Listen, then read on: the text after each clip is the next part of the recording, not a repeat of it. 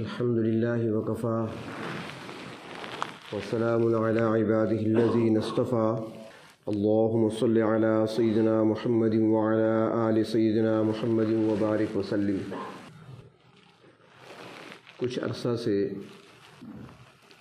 مصنون دعائیں ہماری چل رہی ہیں۔ آج کل تقریباً ایک ہوا ایسی چل پڑی ہے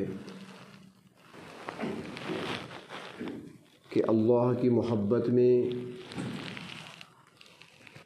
ذکر کرنے والے، اللہ کی یاد کرنے والے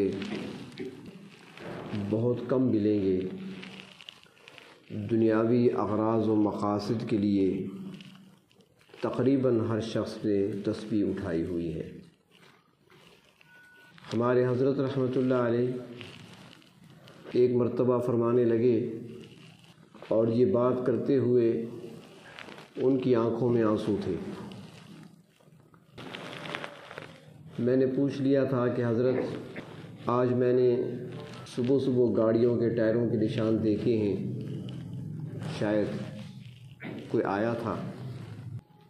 تو اس کے جواب میں فرمایا قاضی صاحب، سارا دن لوگوں کی آمد رہتی ہے، دور دراز کا سفر طے کر کے آتے ہیں، کوئی اسلام آباد سے آ رہا ہے، کوئی لاہور سے آ رہا ہے، کوئی پشاور سے آ رہا ہے، کوئی مردان سے آ رہا ہے، لیکن بڑے افسوس سے کہنے لگے کہ دکھ ہوتا ہے کہ ان آنے والوں میں اللہ کا نام سیکھنے والا ایک بھی نہیں ہوتا۔ دنیاوی مقاصد لے کر آتے ہیں، فلاں پریشانی کے لیے وظیفہ بتا دیں، فلاں پریشانی کے لیے وظیفہ بتا دیں۔ اللہ رب العزت سے مانگنا برا نہیں بلکہ عبادت ہے، عین عبادت ہے۔ عبادت کا خلاصہ اسے کہا گیا ہے، عبادت کا مغز کہا گیا ہے، الدعاء مخ العبادہ۔ اللہ سے مانگنا چاہیے۔ پروردگار عالم اس بندے سے خوش ہوتے ہیں جو مانگنے والا ہوتا ہے، جو نہیں مانگتا اس سے ناراض ہوتے ہیں۔ اور خود ہی ارشاد فرمایا کہ میرے محبوب، جب میرے بندے آپ سے میرے بارے میں پوچھیں، اذا سألک عبادی عنی، یہاں پر لفظ جب استعمال کیا ہے، اگر نہیں۔ اگر اور جب میں بڑا فرق ہے۔ اللہ تبارک و تعالیٰ کو بندوں سے کتنا پیار ہے، ذرا تنہائی میں انسان سوچ لے بیٹھ کر کہ پروردگار عالم مجھ سے کتنا پیار کرتے ہیں، کتنی محبت کرتے ہیں، اور میں کہاں چلا جا رہا ہوں۔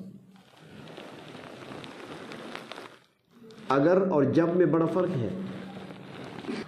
کوئی اگر باہر گیا ہے، گھر کا کوئی فرد، تو ہم یہ نہیں کہتے کہ اگر وہ آئے گا تو پھر میں آپ کو بھی بلاؤں گا، دعوت دوں گا آپ کو بھی، نہیں، جب وہ آئے گا۔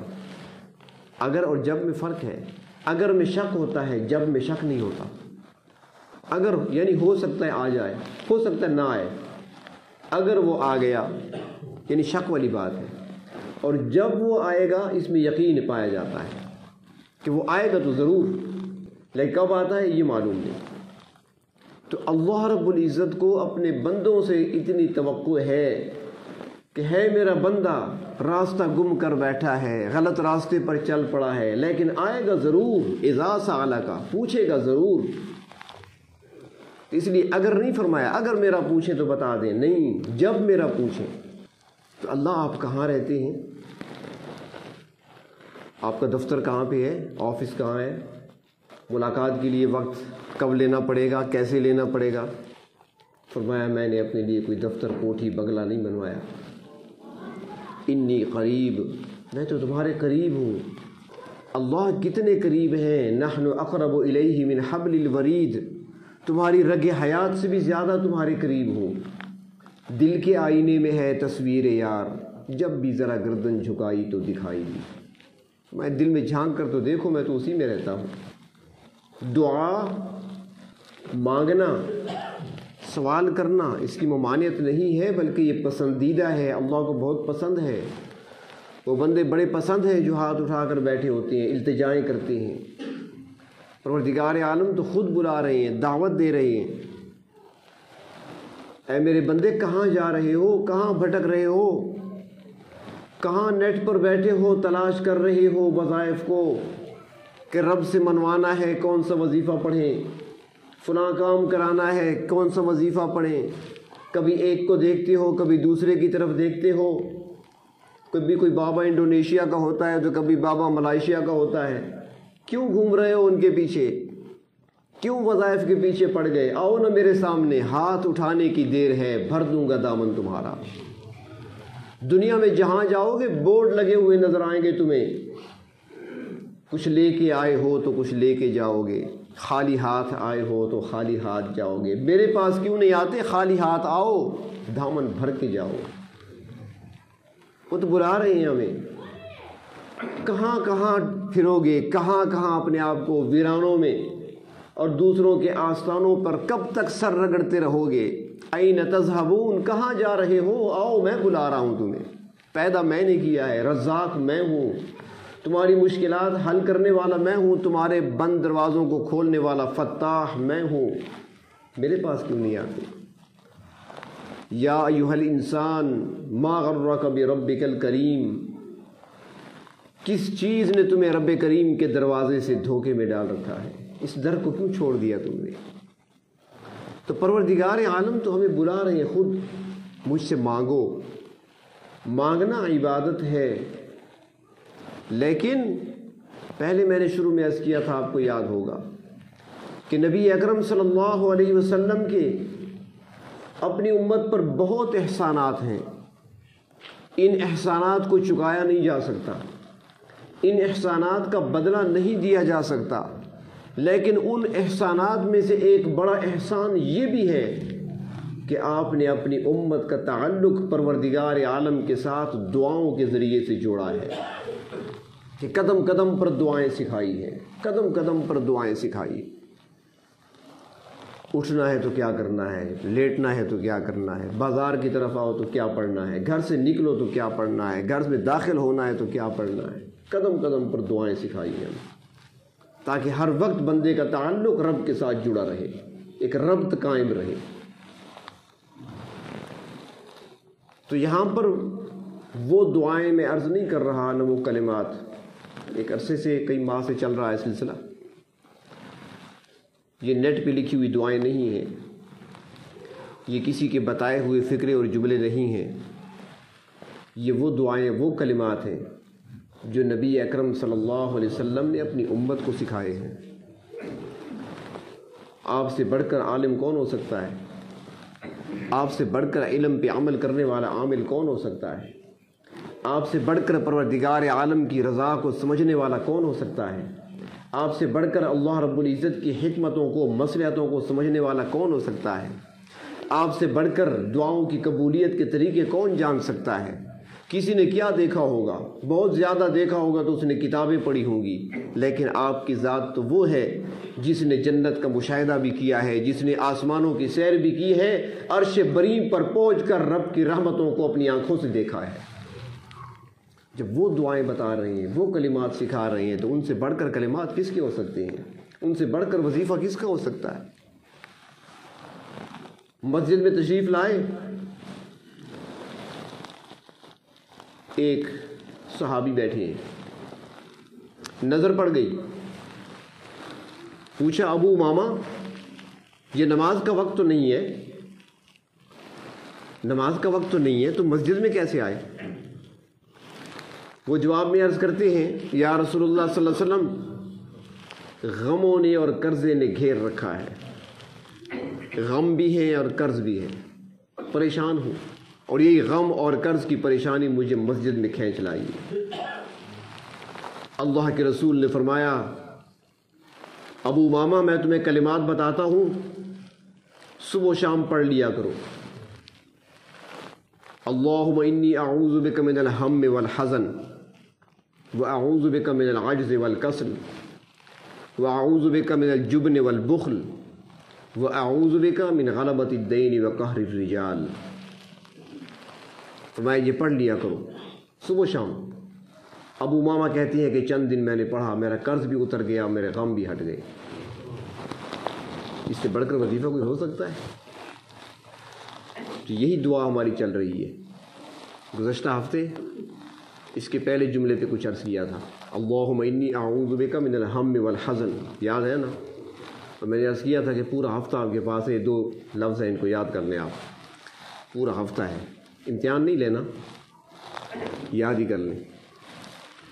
تو اللہ کے محبوب صلی اللہ علیہ وسلم نے سکھائے ہیں, غموں کو دور کرنے کا علاج ہے, لیکن یقین کامل کے ساتھ جب بھی مانگے پروردگار عالم سے, یقین کے ساتھ کہ جس کے سامنے ہاتھ پھیلائے بیٹھا ہوں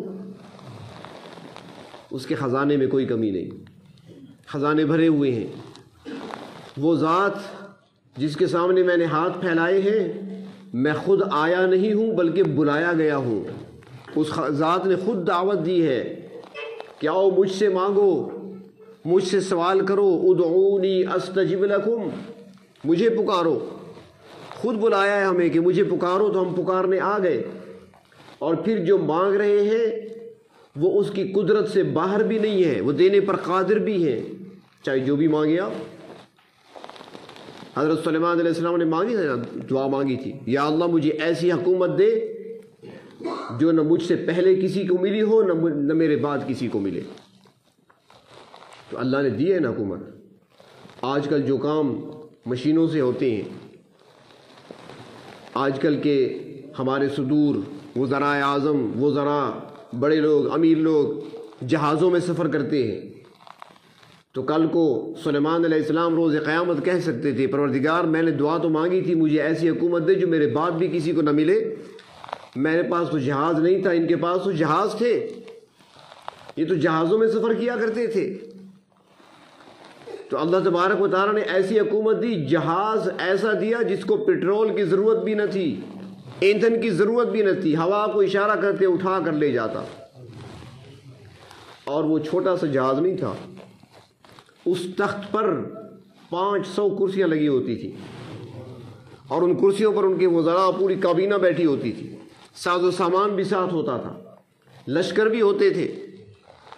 سلیمان علیہ السلام روز قیامت کہہ سکتے تھے, اللہ میرے پاس جو فوجیں تھیں وہ فوج تو تھی میرے پاس, لیکن بعد میں آنے والوں کے پاس جو فوج تھی ان کے پاس تو مشینری تھی, وہ تو زمین سے تیل بھی نکال لیتے تھے, زمین کا پانی معلوم کر لیتے تھے, وہاں سے نکال لیتے, ٹیوب ویل لگا لیا کرتے تھے.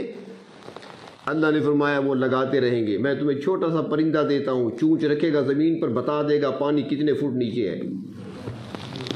ہد ہد جس کا تذکرہ قرآن حکیم میں فرما دیا, چھوٹا سا پرندہ ہے, چونچ رکھتا ہے زمین پر, بتا دیتا ہے پانی کتنا گہرا ہے, کتنے فٹ ہے, کتنے گز ہے, کتنے میل ہے, بتا دیتا ہے.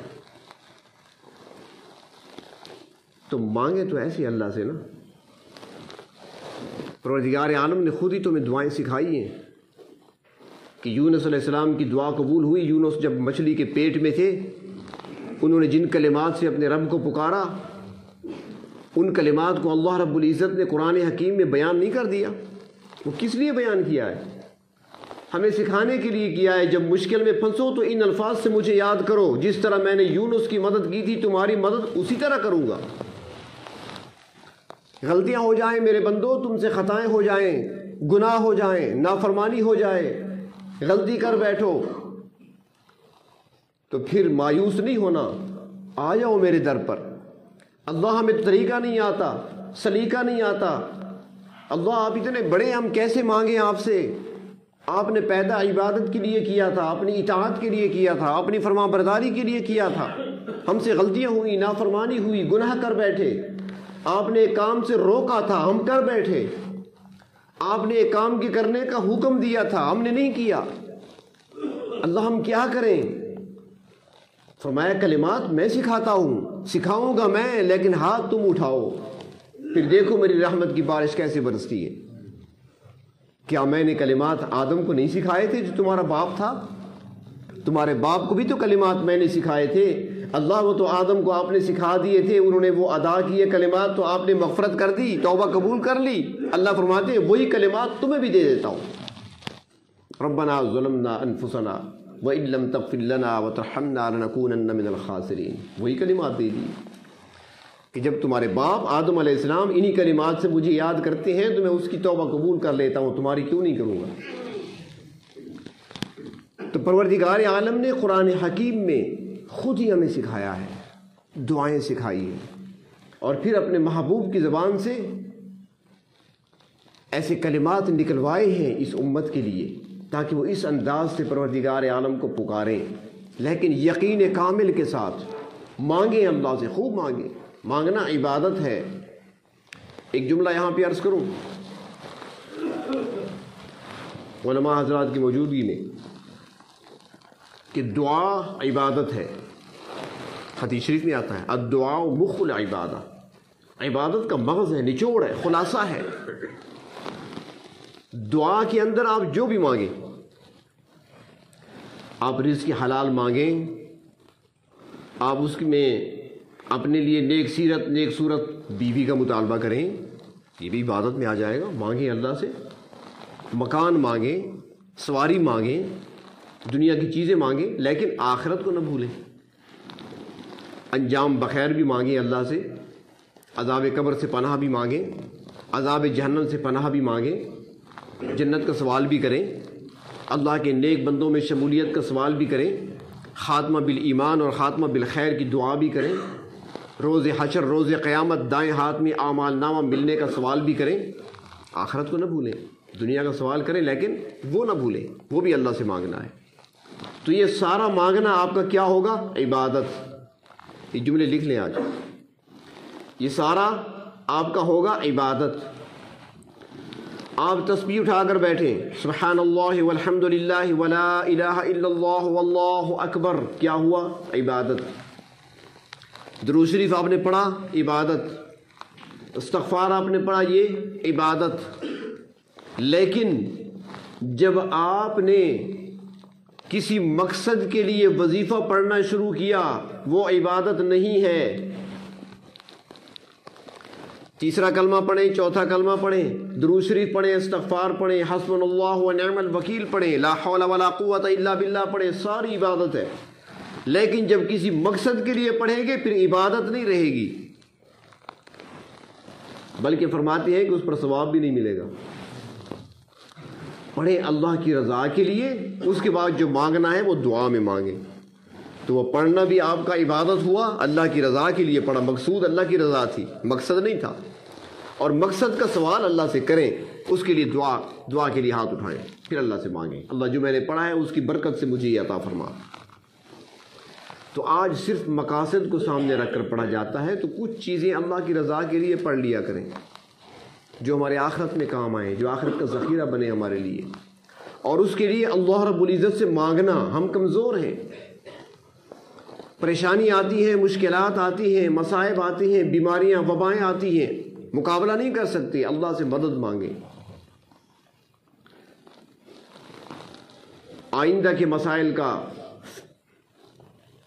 فکر ہوتی ہے، پریشانی ہوتی ہے، آگے کیا ہوگا، مستقبل میں کیا ہوگا، متفکر ہوتا ہے انسان، راتوں کی نیند اڑ جاتی ہے، جسے ہم کہا گیا۔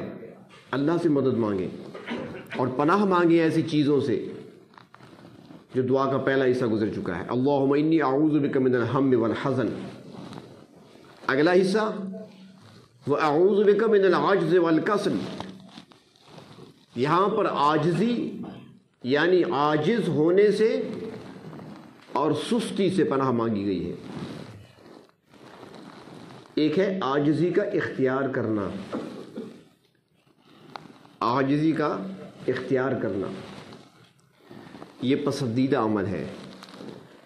عاجزی کا اختیار کرنا پسندیدہ ہے، اللہ کو پسند ہے کوئی عاجزی اختیار کرے، انکساری اختیار کرے، اپنے آپ کو معمولی چیز سمجھے، خاک سمجھے، تکبر نہ آئے دل میں، بڑائی نہ آئے، فخر نہ آئے، غرور نہ ہو۔ عاجزی پسندیدہ ہے، انکساری پسندیدہ عمل ہے۔ اور دوسرا عاجز ہونا یہ برا ہے، عاجز آ جانا یہ برا ہے، اس میں مایوسی ہوتی ہے، اس میں محرومی ہوتی ہے، اس میں پھر شکوے ہوتی ہیں، رکاوٹیں ہوتی ہیں۔ مثال کے طور پر ایک شخص کوئی کام کر رہا ہے، مثلاً یہ مائک خراب ہو گیا، اب اس کو جاننے والا کام کو ٹھیک کرنے والا لگا ہوا ہے، ٹھیک کر رہا ہے۔ کوئی دوسرا آدمی آ گیا جو کچھ جانتا ہے کام کو، تو یہ اسے کہتا ہے کہ یار آ جاؤ تم ذرا دیکھو اسے، میں تو عاجز آ گیا. کہتے ہیں نا جی، میں تو عاجز آ گیا، یعنی میں تو مایوس ہو گیا، مجھ سے اب نہیں ہوتا، میں نے بڑا سر کھپایا، میں تو عاجز آ گیا ہوں، بس اب تم آ کر دیکھو، ہو سکتا ہے تم ٹھیک کر لو اسے. تو عاجز آ جانا یہ برا ہے، کیونکہ جب انسان عاجز آتا ہے یعنی کہ ایسا عاجز، ایسا عجز سوار ہو جانا کہ انسان نیکیوں سے بھی رک جائے، نیکی کرنے سے بھی عاجز آ جائے، نماز پڑھنے سے بھی عاجز آ جائے، یہ چیز بری ہے. تو اس لیے اس سے پناہ مانگی گئی ہے. اللہ مجھے ایسے محروموں میں شامل نہ فرما، مجھ پر ایسا عجز مسلط نہ فرما کہ جس کی وجہ سے مجھ سے نیکیوں کی توفیق بھی چلی جائے، جس کی وجہ سے میں کوئی نیکی اور تقوی کا کام بھی نہ کر سکوں. اللہ میں آپ کی اطاعت کے راستے کو بھی چھوڑ بیٹھوں، مجھے ایسی چیز سے بچا لے. اور دوسرا کسل، سستی، اس سے پناہ مانگی گئی ہے. وہ سستی کا تو ویسے کہتے ہیں نا کہ سستی کا علاج چستی ہے، اور اس کا کوئی علاج نہیں ہے. سستی کا ایک ہی علاج ہے، چستی. شیطان سستی پیدا کرے گا، آپ اپنے اندر چستی پیدا کریں. یہ جمائیاں آتی ہیں نا اکثر جوانوں کو، اکثر جمائیاں آتی ہیں تو کبھی کبھار تو نیند کی وجہ سے آتی ہے نا، اور جو نیند سے ابھی اٹھ کر آیا اس کو آ رہی ہے، پھر وہ کیا ہوگا؟ سو کر ابھی اٹھا ہے، پھر بھی اس کا منہ چینج کھلا ہوا ہے، اب اسے کیا کہیں گے؟ تو یہ سستی ہوتی ہے شیطان کی طرف سے. اس کا ایک ٹوٹکا عرض کرتا ہوں. فرماتے ہیں کہ جس کو جمائیاں زیادہ آئے نا، تو جب جمائی آنے لگے تو فوراً تصور کرے، تصور کہ نبی اکرم صلی اللہ علیہ وسلم کو جمائی کبھی نہیں آئی. یہ تصور کرے گا نا، منہ جتنا کھلا تھا وہیں پر رک جائے گا، آگے نہیں کھلے گا، کیونکہ شیطان کی طرف سے ہے، اور نبی اکرم صلی اللہ علیہ وسلم کے پاس شیطان آ نہیں سکتا. تو آپ میں سستی بالکل نہیں تھی، آپ ساری زندگی چست رہے، چاق و چوبند رہے، آپ کو جمائی کبھی نہیں آئی. تو آج جو کوئی تصور کر لینا تو وہ چلی جاتی ہے، رک جاتی ہے وہیں پر. اور آپ کی چستی کا یہ عالم تھا کہ حدیث شریف میں آتا ہے کہ آپ صلی اللہ علیہ وسلم آخری عمر میں بھی 63 سال کی عمر میں، جب کمزوری بھی ہو گئی تھی، کچھ نکاہت بھی بڑھ گئی تھی، یہاں تک کہ آپ نے نماز بھی بیٹھ کر پڑھنا شروع کر دیا تھا. عام نماز نہیں، نفل نماز. یہ مسئلہ بھی سن لیں، کھڑے ہو کر نماز پڑھنے کا پورا ثواب ہے 100%، بیٹھ کر پڑھنے کا 50% ہے. 50%. لوگ کہتے ہیں نا کہ اللہ کے محبوب صلی اللہ علیہ وسلم نے بیٹھ کر نفل پڑھے تھے. وہ کیوں پڑھے تھے؟ جب کمزوری بڑھ گئی تھی تب پڑھے تھے. اور پہلے ویسے نفل پڑھو تو صحیح نہ. آپ تو علم تر کیف لیلا فی قریش سے آگے بڑھتے ہی نہیں ہیں. اللہ کے محبوب تو پہلی رکعت میں کھڑے ہوتے سورۃ بقرہ پڑھتے تھے، 2 پارے ختم ہو جاتی، آل عمران شروع کر دیتے، وہ ختم ہوتی، سورۃ النساء شروع کر دیتے، وہ ختم ہوئی، سورۃ مائدہ شروع کر دی. ایک رکعت میں 6 پارے 7 پارے 8 پارے ایک رکعت میں پڑھتے تھے. تو اس لیے جب کمزوری بڑھ گئی تو بیٹھ کر پڑھنے لگے. آپ کہاں پڑھتے ہیں اتنی نماز؟ پہلے ایسی پڑھنی چاہو تو اگر پڑھنی ہے تو بیٹھ کر پڑھو. پھر پڑھنا تو قل هو اللہ احد ہے، اور وہ بیٹھ کر. تو بیٹھ کر پڑھنے میں آدھا ثواب ہے، چاہے آپ بوڑھے ہیں چاہے جوان. کھڑے ہو کر پڑھنے میں پورا ثواب ہے. اب جہاں پر 100 روپے ملتے ہوں تو 50 لینے پر کون تیار ہوگا؟ دنیا کے معاملے میں بڑے ہوشیار ہیں ہم. اس دروازے سے جو نکلے گا اس کو 100 روپے ملیں گے، جو وہاں سے نکلے گا اس کو 50 ملیں گے نہیں؟ مثال دے رہا ہوں، ایسا نہ ہو کہ سارے اس راستے سے نکلنا شروع کر لو. تو جو یہاں سے نکلے 100 ملیں گے، جو وہاں سے نکلے 50 ملے گا، تو سارے یہاں سے نکلیں گے. یہاں 100 ملتی ہیں، 2 قدم چلے جائیں گے تو کیا ہوتا ہے؟ اور جب وہاں اللہ کے محبوب نے فرمایا کھڑے ہو کر پڑھو گے 100% ثواب ملے گا، 100 نیکیاں ملیں گی، بیٹھ کر پڑھو گے 50 ملیں گی، تو وہاں 50 پہ راضی کیوں ہو جاتے ہیں ہم؟ اور دوسری بات ہے کہ اکثر طریقہ نہیں آتا، جو پڑھتے ہیں وہ بھی غلط پڑھ رہے ہوتے ہیں. رکوع کے لیے جھکنا چاہیے گھٹنوں تک، یہ وہ تھوڑا سا اشارہ کرتی ہیں ایسے، اور پھر سجدے میں چلے جاتے ہیں. پہلے نماز کا طریقہ بھی سیکھنا چاہیے کہ بیٹھ کر پڑھنی پڑے تو کیسے پڑھنی ہے، ہم نے رکوع کیسے کرنا ہے، کتنا جھکنا ہے. تو بہر طور عاجزی سے پناہ مانگی گئی ہے، سکھایا گیا کہ عاجزی سے پناہ مانگو اور سستی سے پناہ مانگو. اللہ کے محبوب صلی اللہ علیہ وسلم چستی عرض کر رہا تھا، پچھلی بات یاد بھی رکھا کریں کہ آخری عمر مبارک میں جب کہ آپ صلی اللہ علیہ وسلم کی عمر مبارک 63 سال کی تھی، حدیث شریف میں آتا ہے کہ آخری عمر میں بھی جب آپ گھوڑے پر سوار ہوتے تھے کبھی آپ نے رکاب میں پاؤں رکھ کر اوپر سوار نہیں ہوئے، ہمیشہ چھلانگ رکھ کے سوار ہوئے ہیں۔ یہ چستی ہے، ہمیشہ چھلانگ مار کر اوپر سوار ہوا کرتے تھے، رکاب میں پاؤں رکھ کر سوار نہیں ہوتے تھے۔ تو سستی کا علاج چستی ہے، چستی پیدا کرنا اپنے آپ میں، اور سستی بیماری ہے۔ اور جب انسان میں سستی آتی ہے نا، پہلے تھوڑی سی آئے گی، پھر انسان جب اپنے آپ کو اس کے حوالے کر دے گا پھر وہ بڑھتی جائے گی بڑھتی جائے گی۔ اکثر ساتھی کہتے ہیں نا بھائی تسبیحات چھوٹ گئیں، کیسے چھوٹی؟ پہلے سستی آئی، ایک تسبیح چھوٹ گئی، کچھ پڑھ لیا، 5 تسبیحات پڑھنی تھی وہ پڑھ لی، اس کے بعد ایک تسبیح پڑھنی تھی استغفار کی، چلو یار یہ بعد میں پڑھ لوں گا، سستی کر لی۔ اگلا دن ہوا وہ استغفار کی تسبیح تو کل چھوٹ گئی تھی نا، تو آج جب 4 تسبیح پڑھی، 5ویں ابھی شروع کر رہا تھا کہ جماعیاں آنے لگی، سستی طاری ہونے لگی، چلو یار بعد میں پوری کر لوں گا، وہ 5 کی 4 ہو گئی۔ اگلا دن ہوا 3 ہو گئی، پھر اگلا دن ہوا یار کون سا میں نے پورا کرنا ہے تو سنت ہی ہے نا، یا ثواب ہی ہے، نفل عبادت ہے، بس ایک پڑھ لی ہے بس کافی ہے، اور پھر کرتے کرتے وہ ایک بھی چلی جاتی۔ تو پہلے دن سے ہی سستی کا توڑ کرنا ہے، سستی شیطان کی طرف سے ہے اور اس کا توڑ کرنا ہے، مقابلہ کرنا ہوتا ہے۔ جب وہ اس حال میں آئے، اس طریقے سے مقابلے پر آئے کہ آپ کو روکنے لگے، 5 تسبیحات نہیں پڑھنی آپ نے، تو آپ عہد کر لیں اچھا مجھے دھوکہ دے رہے ہو، 5 کیا آج میں نے 10 پڑھنی ہے، ڈبل کر دیں اسے، تب تو فائدہ ہوگا۔ تو سستی کا علاج چستی سے کرنا ہے، اور ساتھ اللہ کی مدد بھی مانگنی ہے، اللہ کی مدد شامل حال ہوگی تو پھر یہ ساری نعمتیں حاصل کر سکتے ہیں۔ تو یہ دعا اللہ کے محبوب صلی اللہ علیہ وسلم نے اپنی امت کو سکھائی ہے، کلمات سکھائے ہیں۔ فرمایا اللہم انی اعوذ بک من الہم والحزن واعوذ بک من العجز والکسل،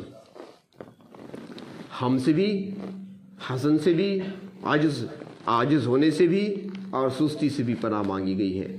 تو یہ دعا کے یہ دوسرا حصہ، یعنی آخری جو آج کے جو لفظ ہیں ان کو آپ یاد کر لیں، پھر پورا ہفتہ ہے انشاءاللہ، زندگی رہی تو پھر اگلے ہفتے مزید آگے جبن کسے کہتے ہیں اور بخل کسے کہتے ہیں وہ آگے بات ہوگی انشاءاللہ۔